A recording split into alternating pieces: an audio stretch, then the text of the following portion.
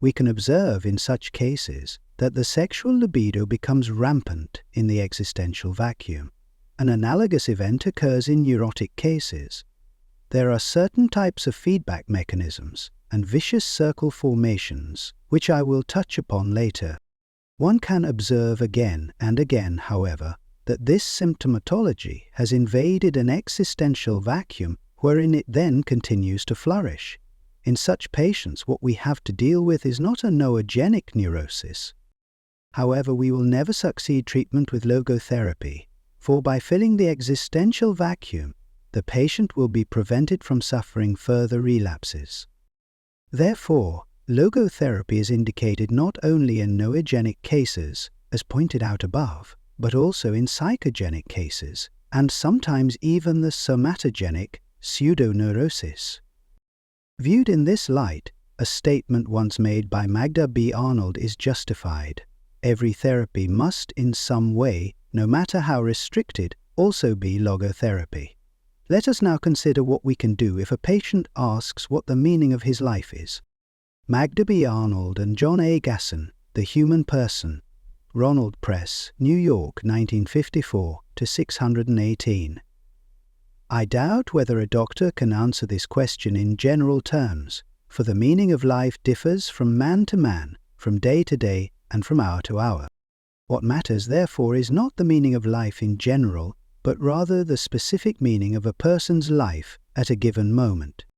To put the question in general terms would be comparable to the question posed to a chess champion: "Tell me, master, what is the best move in the world?" There simply is no such thing as the best, or even a good move, apart from a particular situation in a game and the particular personality of one's opponent. The same holds for human existence. One should not search for an abstract meaning of life. Everyone has his own specific vocation or mission in life to carry out, a concrete assignment which demands fulfillment. Therein he cannot be replaced, nor can his life be repeated. Thus, everyone's task is as unique as is his specific opportunity to implement it. As each situation in life represents a challenge to man and presents a problem for him to solve, the question of the meaning of life may actually be reversed. Ultimately, man should not ask what the meaning of his life is, but rather he must recognize that it is he who is asked.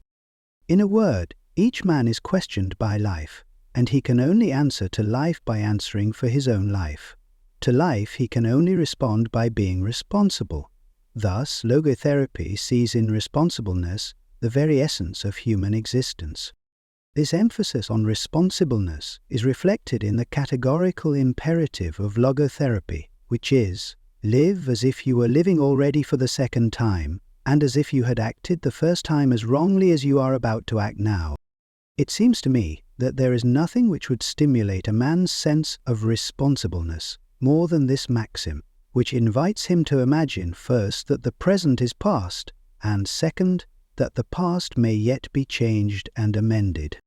Such a precept confronts him with life's finiteness, as well as the finality of what he makes out of both his life and himself. Logotherapy tries to make the patient fully aware of his own responsibleness. Therefore it must leave to him the option for what, or to whom he understands himself to be responsible. On his patients, for he will never permit the patient to pass to the doctor the responsibility of judging. It is therefore up to the patient to decide whether he should interpret his life task as being responsible to society or to his own conscience. There are people, however, who do not interpret as assigned it to them. Logotherapy is neither teaching nor preaching.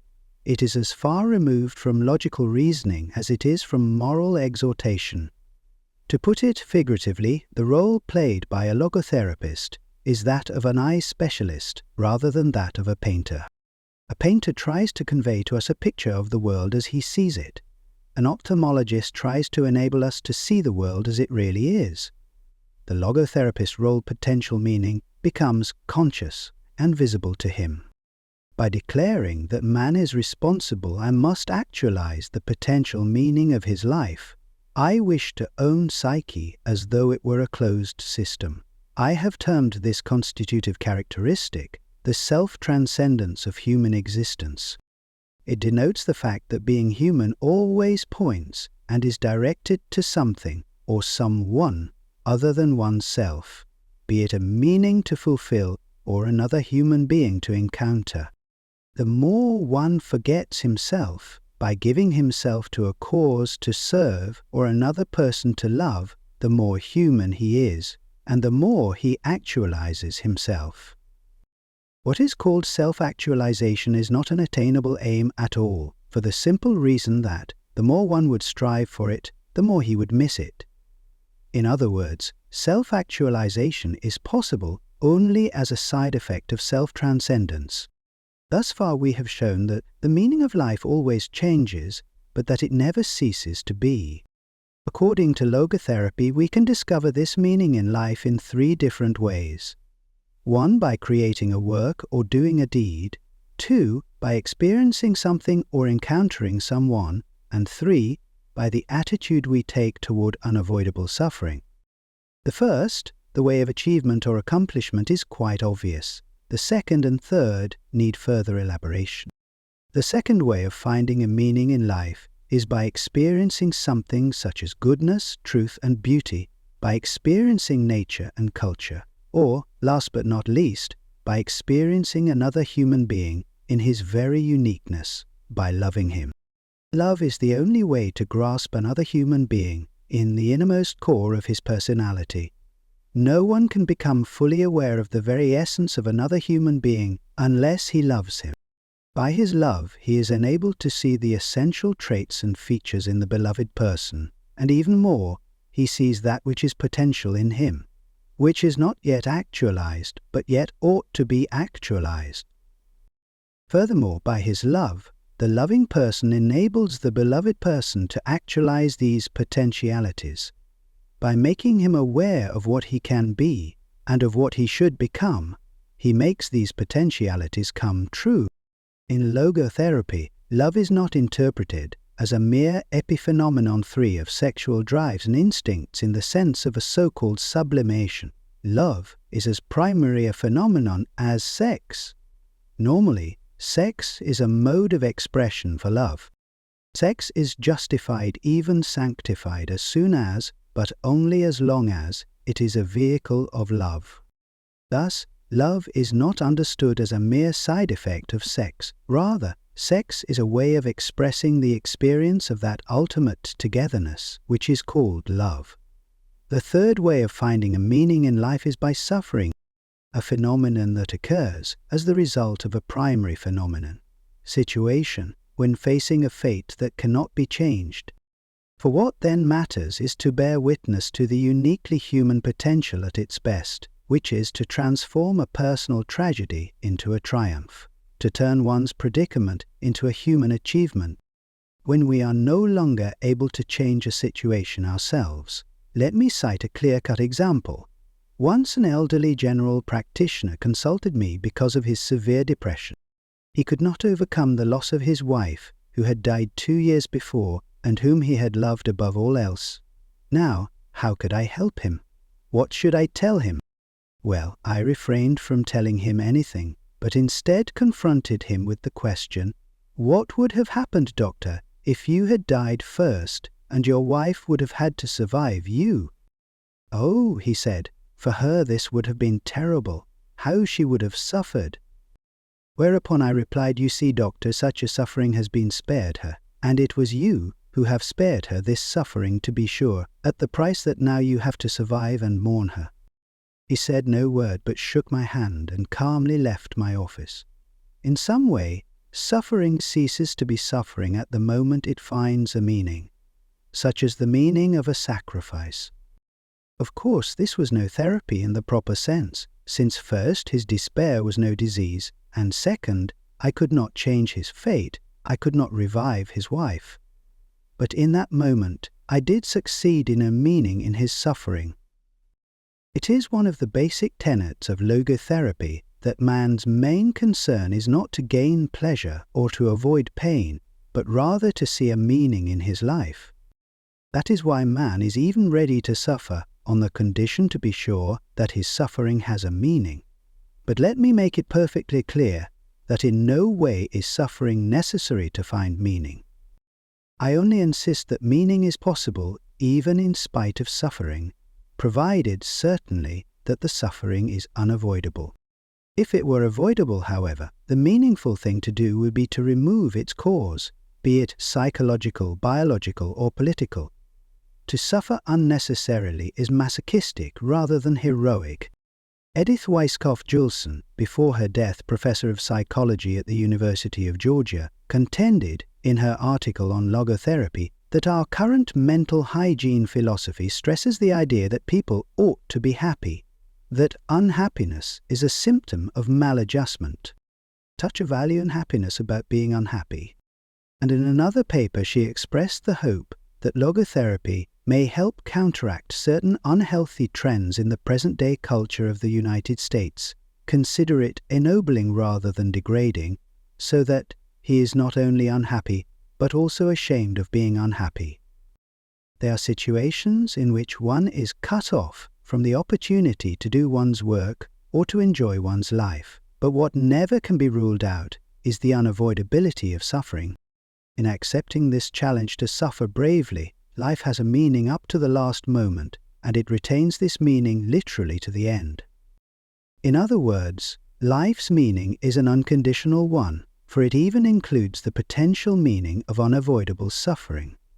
Let me recall that which was perhaps the deepest experience I had in the concentration camp. The odds of surviving the camp were no more than 1 in 28, as can easily be verified by exact statistics. It did not even seem possible, let alone probable, that the manuscript of my first book, which I had hidden in my coat when I arrived at Auschwitz, would ever be rescued. Thus I had to undergo and to overcome the loss of my mental child.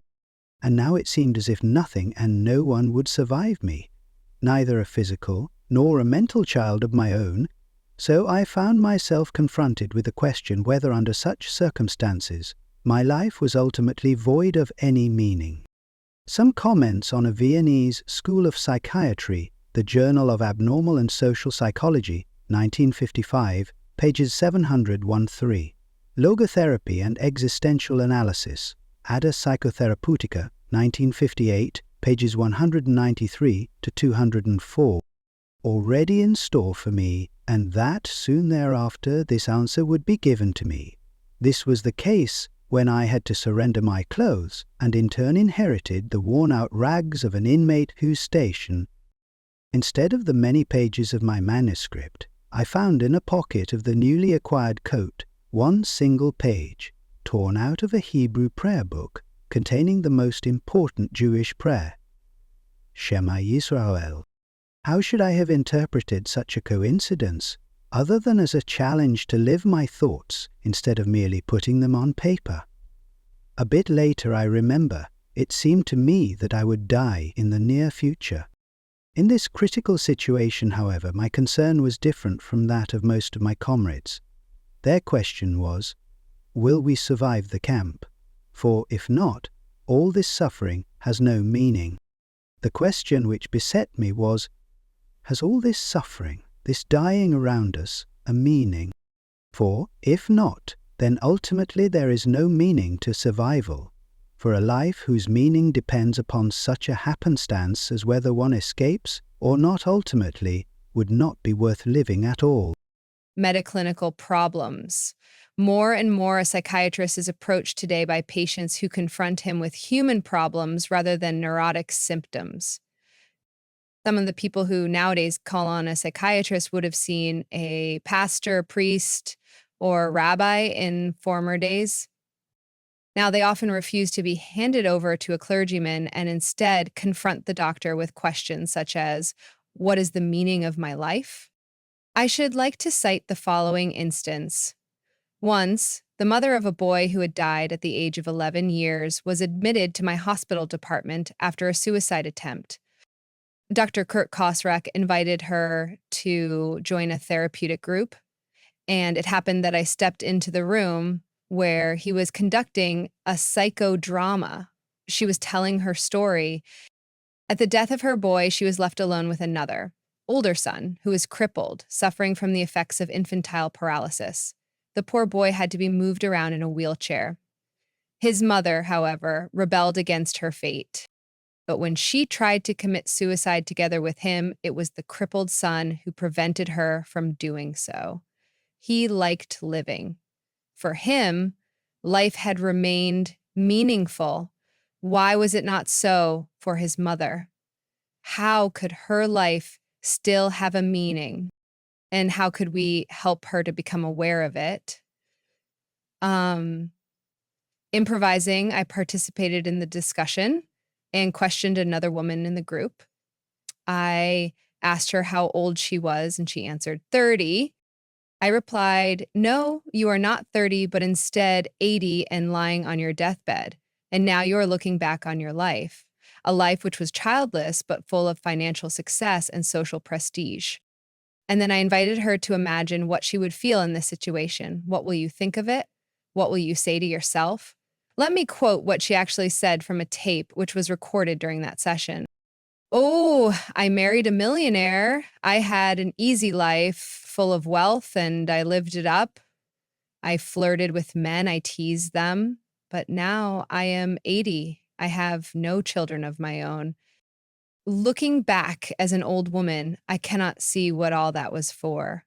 Actually, I must say, my life was a failure life." Let us listen to what she had to say as recorded on the tape. "I wished to have children, and this wish has been granted to me. One boy died. The other, however, the crippled one, would have been sent to an institution if I had not taken over his care. Though he is crippled and helpless, he is, after all, my boy, and so I have made a fuller life possible for him. I have made a better human being out of my son." At this moment, there was an outburst of tears and crying. She continued, "As for myself, I can look back peacefully on my life, for I can say my life was full of meaning, and I have tried hard to fulfill it. I have done my best. I have done the best for my son. My life was no failure," viewing her life as if from her deathbed she had suddenly been able to see a meaning in it, a meaning which even included all of her sufferings. By the same token, however, it had become clear as well that a life of short duration, like that, for example, of her dead boy, could be so rich in joy and love that it could contain more meaning than a life lasting 80 years. After a while, I proceeded to another question, this time addressing myself to the whole group. The question was whether an ape, which was being used to develop poliomyelitis serum, and for this reason punctured again and again, would ever be able to grasp the meaning of its suffering. Unanimously, the group replied that of course it would not. With its limited intelligence, it could not enter into the world of man, i.e., the only world in which the meaning of its suffering would be understandable. Then I pushed forward with the following question: "And what about man? Are you sure that the human world is a terminal point in the evolution of the cosmos? Is it not conceivable that there is still another dimension, a world beyond man's world? A world in which the question of an ultimate meaning of human suffering would find an answer?" The super meaning. This ultimate meaning necessarily exceeds and surpasses the finite intellectual capacities of man. In logotherapy, we speak in this context of a super meaning. What is demanded of man is not, as some existential philosophers teach, to endure the meaninglessness of life, but rather to bear his incapacity to grasp its unconditional meaningfulness in rational terms. Logos is deeper than logic. A psychiatrist who goes beyond the concept of the super meaning will sooner or later be embarrassed by his patients, just as I was when my daughter, at about 6 years of age, asked me the question, "Why do we speak of the good Lord?" Whereupon I said, Some weeks ago, you were suffering from measles, and then the good Lord sent you full recovery. However, the little girl was not content. She retorted, "Well, but please, Daddy, do not forget. In the first place, he had sent me the measles." However, when a patient stands on the firm ground of religious belief, there can be no objection to spiritual resources. In order to do so, the psychiatrist may put himself in the place of the patient. That is exactly what I did once, for instance, when a rabbi from Eastern Europe turned to me and told me his story. He had lost his first wife and their 6 children in the concentration camp of Auschwitz, where they were gassed. And now it turned out that his second wife was sterile. I observed that procreation is not the only meaning of life, for then life in itself would become meaningless, and something which in itself is meaningless cannot be rendered meaningful merely by its perpetuation. However, the rabbi evaluated his plight as an Orthodox Jew in terms of despair, that there was no son of his own who would ever say Kaddish 6 for him after his death, a prayer for the dead. But I would not give up. I made a last attempt to help him by inquiring whether he did not hope to see his children again in heaven. However, my question was followed by an outburst of tears, and now the true reason for his despair came to the fore. He explained that his children, since they died as innocent martyrs, were thus found worthy of the highest place in heaven. But as for himself, he could not expect, as an old sinful man, to be assigned the same place. I did not give up, but retorted, "Is it not conceivable, Rabbi, that precisely this was the meaning of your surviving your children, that you may be purified through these years of suffering, so that finally you too, though not innocent like your children, may become worthy of joining them in heaven? Is it not written in the Psalms that God preserves all your tears, so perhaps none of your sufferings were in vain? For the first time, and open up to Him, Lakish Pasmim, i.e., for the sanctification of God's name. Thou hast kept count of my tossings, put thou my tears in thy bottle. Are they not in thy book?" 56, life's transitoriness as well.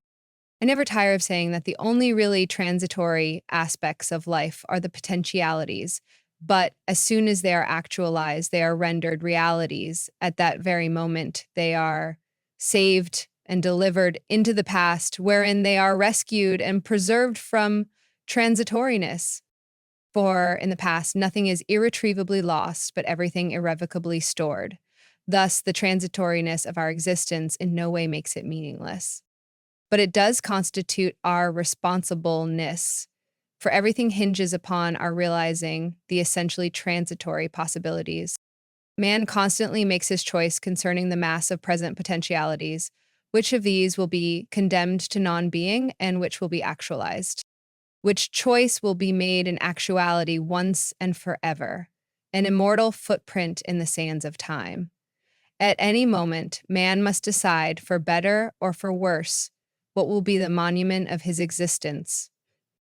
Usually, to be sure, man considers only the stubble field of transitoriness and overlooks the full granaries of the past, wherein he had salvaged once and for all his deeds, his joys, and also his sufferings. Nothing can be undone, and nothing can be done away with. I should say, having been is the surest kind of being. Logotherapy, keeping in mind the essential transitoriness of human existence, is not pessimistic. To express this point figuratively, we might say, the pessimist resembles a man who observes with fear and sadness that his wall calendar, from which he daily tears a sheet, grows thinner with each passing day. On the other hand, the person who attacks the problems of life carefully, away with its predecessors, after first having jotted down a few diary notes on the back, he can reflect with pride and joy on all the richness set down in these notes, on all the life he has already lived to the fullest. What will it matter to him if he notices that he is growing old? Has he any reason to envy the young people whom he sees, or wax nostalgic over his own lost youth? What reasons has he to envy a young person for the possibilities that a young person has, the future which is in store for him? No, thank you. He will think. Instead of possibilities, I have realities in my past. Not only the reality of work done and of love loved, but of sufferings bravely suffered. These sufferings are even the things of which I am most proud, though these are things which cannot inspire envy. A realistic fear, like the fear of death, cannot be tranquilized away by its psychodynamic interpretation. On the other hand, a neurotic fear, such as agoraphobia, cannot be cured by philosophical understanding. However, logotherapy has developed a special technique to handle such cases too. To understand what is going on whenever this technique is used, we take as a starting point a condition which is frequently observed in neurotic individuals, namely anticipatory anxiety. It is characteristic of this fear that it produces precisely that of which the patient is afraid. An individual, for example, who is afraid of blushing when he enters a large room and faces many people will actually be more prone to blush under these circumstances. In this context, one might amend the saying, the wish is father to the thought, to the fear is mother of the event. Ironically enough, in the same way that fear brings to pass what one is afraid of, likewise, a forced intention makes impossible what one forcibly wishes. This excessive intention or hyperintention, as I call it, can be observed particularly in cases of sexual neurosis. The more a man tries to demonstrate his sexual potency, or a woman her ability to experience orgasm, the less they are able to succeed. Pleasure is and must remain a side effect or byproduct and is destroyed and spoiled to the degree to which it is made a goal in itself.